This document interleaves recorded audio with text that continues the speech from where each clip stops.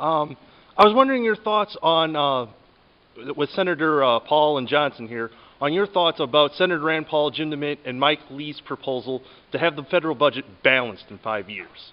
Well, I actually support that proposal. I was one of the few folks in the U.S. House actually proposed a 5-year balanced budget proposal as well. We had a vote on that. I think we had about 120 votes in the House, and it was for conservative. It was a pretty tough day. There were three options presented before the U.S. House. One was our proposal from the Republican Study Committee to balance in 5 years, very similar to the senator's proposal. Paul Ryan budget balanced in 26 years. And then the president's budget, of course, balanced never. And I voted for the 5-year proposal. Took a little heat for saying that I wasn't going to vote and did not vote for the 26-year proposal. But one thing that was missing, particularly as we near the as we see the end of the year coming closer, is this tax cliff we were facing. On January 1st, if nothing changes, Congress and the President cannot agree, we will have the single largest tax increase in American history. And we're going to see some real economic impact starting very soon. Folks are going to say, I'm not going to take any chances because capital gains are going up.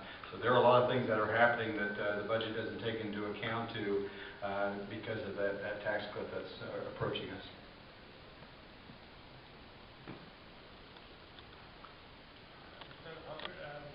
Yes, sir. The Tea Party got started on the issue of obviously bloated budgets and all the issues, problems that causes. They wound up, at least in crescendoing, when they met up with Congressman on the health care issue, they wound up chanting, "You work for us." And I think that might just be a development in the Tea Party where they're more and more concerned about issues of personal and national sovereignty, such as fighting the Agenda 21 initiatives that are forcing people to, in some cases, give up their land and their property, and that have very extremist goals of the UN, and also other UN initiatives that are violating our national sovereignty and imposing rules on us that are never meant to be in America. And I was wondering if you sense that is a burning issue, or is that more or less important than budgets and stuff? The issue of personal liberty, whether it's government that's too big on the spending side or too intrusive on the health care side, where they're heading with Obamacare. But I would frame it in my district and many others, it's 3 letters, EPA, and what they're doing as far as taking away property rights. But what is very energetic is to see for the Supreme Court unanimous decisions 3 different times this year say that even this administration, they have gone too far, well beyond the statutory authority.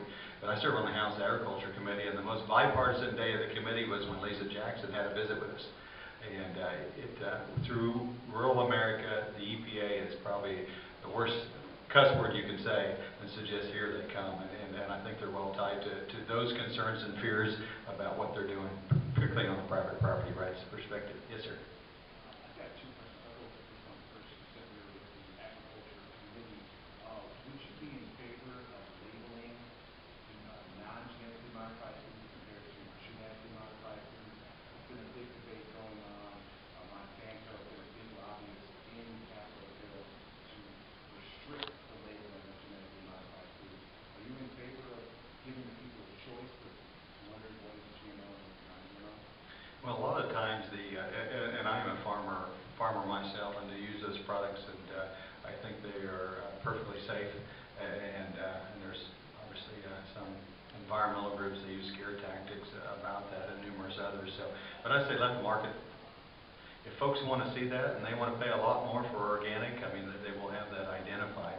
And but most of what we use has been genetically enhanced at various times. I mean, the ability of folks in particularly the environmentalist movement to misuse and mislead folks. I'll give you a perfect example of that is the issue of lean, finely textured beef. And you might have heard about that, folks. We because of misinformation coming out of one television outlet, I think it was CBS News, ran 30 consecutive stories that was full of bad science, misinformation. In my district, they eliminated 250 jobs and said, go home. And they shut down a plant. There were 4 plants around the country. I'll tell you today, lean, finely textured beef was the safest beef you could buy in the entire country because of the innovative process by which they kill E. coli. But don't let science get in the facts, folks in Washington and in many of these movements. And so everything needs to be fact-based, but let consumers have those particular choices. And my second question on Congressman Walter Jones asked Defense Secretary Leon Panetta a couple weeks ago in a hearing about whether or not it's okay to get approval to go to war from the United Nations and NATO. Panetta told Senator Sessions that we will take orders from NATO and the UN to protect the rule of government bodies. Is that something you agree with? Do you foresee us taking orders from NATO or the UN, or do you want us to stick by the Constitution and declare war that? Well, certainly stick by the Constitution, and according to the Constitution, it is Congress that makes that declaration. And my concerns in Washington have been more with this president and not following the Constitution as far as getting permission from elected representatives, particularly in the U.S. House. We had a debate on that in the House, and I'll say I was disappointed because there was a bipartisan majority that said, in terms of the Libyan conflict, bipartisan majority said we don't care to be notified and approve that in advance. I was one of the few that says no. I think the Constitution is very clear, and so there's a lot of disagreement amongst both parties about that. And on the UN side, though, I think bipartisan agreement that we shouldn't submit our troops to UN control. Yes, sir. Congressman, what do you think of Justin Amaish's recent statements on Facebook about HR 3541, where he's the congressman that's known as Mr. Facebook, and notably pushed against this legislation, saying it's basically Republicans grandstanding on a supposed pro-life bill to make the president broadcast fair about women, when in fact the Republicans need to take responsibility in the House and put forward good pro-life legislation. What do you think about his comments? Well, Mr. Moss is a friend of mine. I was sitting beside him on the floor, and we had a very energetic discussion. And I consider myself pro-life, and he does as well. We just disagree on this. And but the idea that here in this country, that based on the gender of the unborn, that they can be killed on that basis, I think is shocking to many people. And but I was disappointed that leadership brought that up under a suspension vote, which required a supermajority to pass that. I was also disappointed that the other component of the bill is introduced. I was co-sponsor of the bill, said you couldn't perform an abortion for race selection purposes as well. I have 4 adopted children. I take that very personally because they're all of African-American background.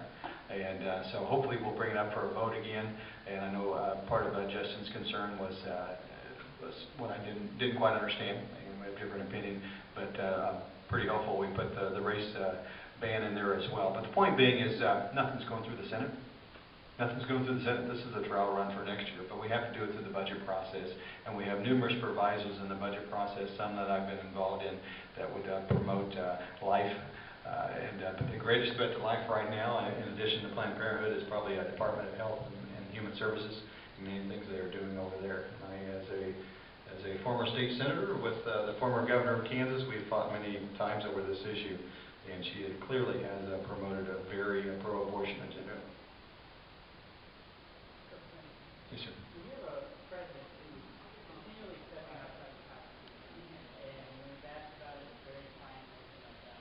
What do you think the role of the House is in protecting the Constitution? What would you expect the House doing with his reigning of continually flaunting the Constitution? Well, I think what we're seeing with Mr. Holder and Fast and Furious is one of the things we can do. It's called exposing, and continue to expose, and I give kudos to the chairman. I said for his efforts on that. The more we dig, the more they find, and they're leading in that way. The other way you can do that in terms of just beyond the PR and exposing it to the American public is through the budget process. And I offered an amendment on the floor last year that defunded 8 of the czar positions. And my statement there was this: czars didn't start with Mr. Obama, but they should end with that. And so we defunded 8 of them. You say, well, there's another 20-some out there. We did what we could. They went to the Senate, and they finally agreed to defunding 2 of those positions. But then the president, when he signed the budget last year, he said, I don't care about that limit on funding.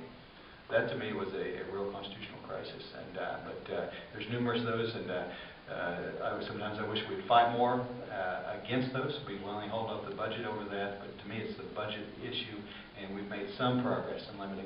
A gentleman had a question about private property rights and some of the agenda there. We had numerous provisos last year to limit the scope and power of the EPA, and says, hey, if you're going to do X, you don't get any money to do that. And that's how we've, at least in part, been able to restrict some of the more radical policies of this administration. Yes, sir. Oh, go ahead, sir. Speaking of Attorney General Holder, were you one of the ones that signed on to that letter that I did. That seems like months ago because it was. And they asked me to sign on another one. I said once was enough. And but what we're discovering there, and you know, and I tell constituents at home, you know, it's not about them lying to a member of Congress, but it's about them misleading the American people. This is not just any bureaucrat. This is the principal law enforcement officer of the entire federal government that couldn't remember his authorization of this. But this is the same gentleman that in the court of law that threw the case and said, you know what, I don't like the Defense of Marriage Act. Whether you like it or not, it passed. I'm sorry, Mr. Holder, you should defend it. They're actively now in court saying, we're going to undermine the law. I mean, if you were a lawyer and you threw the case for your client, you wouldn't only lose a client, you would lose your law license. And it's just shocking that this Attorney General is doing this on many accounts, and I think the American people are slowly getting that of how the rule of law is in jeopardy underneath this president and his Attorney General.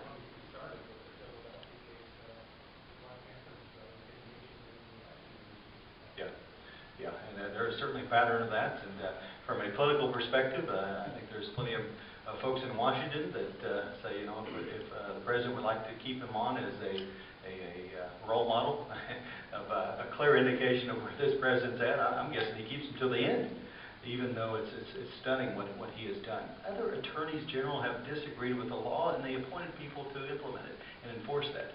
They've done that in this case, which is really shocking, but it's an indication of how far this administration will go. Following up from that, I think that there's a prevalent opinion among conservatives that if the roles were reversed and the Democrats found good dirt on Republican administration personnel, then they would be a lot more aggressive than the Republicans in Congress has been. What's the problem? Is it the race baiting? Is it that the Democrats have dope on the Republicans too, or what? Or are they funded by the same people? What's going on? Yeah, I recall what happened when President Bush took office and had the mass firing of federal prosecutors. That happens every time. Mr. Obama did the same thing. Where were we for talking up on that? One of the hardest things for me in Washington is try to explain why folks aren't doing what I think they should. And I'm not for certain on that one. But I give the chairman credit on the Fast and Furious, and a number of my freshmen said, hey, when we stood up, and I didn't take that lightly, and said we asked the Attorney General of the United States of America to resign, that was pretty well unprecedented. And might have been done for a freshman, but it was the right thing to do. And it's continued to press forward on that issue. And we are learning more every day, at least the committee is. I do not serve on that committee. Yes, sir. Are you willing, obviously with more and more that's going to be coming out with Operation Fast and Furious, more will come out of Operation Wide Receiver and Operation Roadrunner, which was under the Bush administration. Are you and other Republicans in the House willing to go down the rabbit hole and find out what really went on under the Bush administration as well? I think some more information might come out on it. Again, I don't serve on that committee, but I think in my mind, the American people understand that there's a rule of law, and it doesn't matter who the president is. And but I do believe Republicans have not been as aggressive as the other party has in following those things that concern us. But gosh darn, if you're the Attorney General, you don't have an option, Mr. Holder, and you have to come forth. And Chairman Ice has done a great job pushing some of our leadership and other senior members and said, hey, let's kind of wait off on that. You know, but you know what? The Second Amendment, you can't wait on that, and it needs to be protected. And there's Americans that have lost their lives because of this, and we deserve to know what happened. Following up from that, if I may, is there a frustration level? Is it being discussed with you and your colleagues, especially the new ones, that our rights apparently are being violated in a new surveillance society, whether it's drones or TSA, or whether it's the Department of Homeland Security instructing police forces of who to look out for as potential terrorists, not having anything to do with jihadism? What's going on? Are people frustrated about that in Congress as much as they are in the real world? I would answer yes, but it varies depending on my colleague. But in the last year and a half, I have conducted about 126 town halls with the Kansans, and their number one issue still is the word about the economy, even though things are doing well in my part of the world. They're worried about the growing power of the EPA and other regulatory agencies, but they're seeing this extent. I mean, it is fundamentally about how big government can be and what's their control and power. And that's what's great about this election. A lot of elections in my mind are about small issues, about little things. I think this is going to be a big election about big issues and about where we're going to head in this country. Gentleman in the back. Yeah, we've heard a lot. Can you hear me okay? Yes, sir. Yeah, we've heard a lot about Wisconsin today. Do your colleagues, as professional politicians, Democrat or Republican, see it as a big event as we like to see here, or does all politics local? We were excited in the Republican conference. I think some more excited than others. The message for myself and many of the other freshmen was that if you do the right thing and you actually articulate a vision, you just don't hunker in the corner and vote and go home. You got to go home and you got to go work and explain what we plan on doing as conservatives. The people will respond. That's a tough place. That's the bedrock. That's the beginning of progressivism in this country, and they beat it straight up. But what disappointed me was the very next day, we had an amendment on the floor of the U.S. House that would have gone directly after the control and power of unions. Was a vote to undo Davis-Bacon requirements. We had 52 Republicans stuck with the unions. The day after the biggest victory we've had, that was very disappointing. And that just shows you some folks didn't see the message as clearly as I believe they wanted to send from Wisconsin. That's troubling. Yes, sir. Since President Obama has been inaugurated, food stamp use has increased by over 10 million.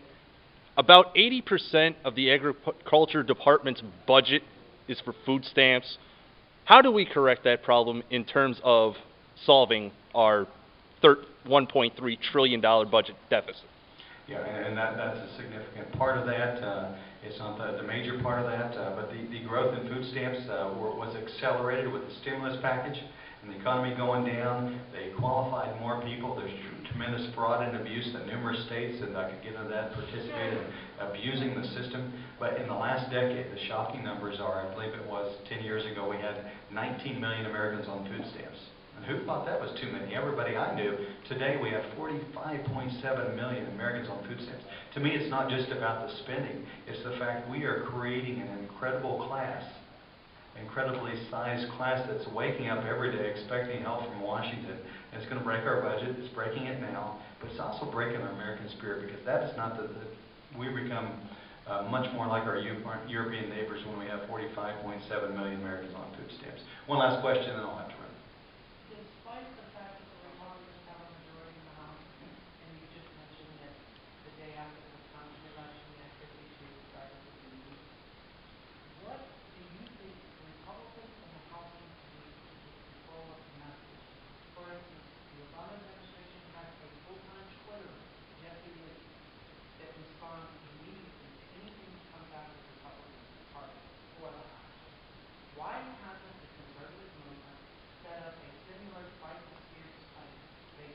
You've got bloggers, you've got conservative media that watch the news.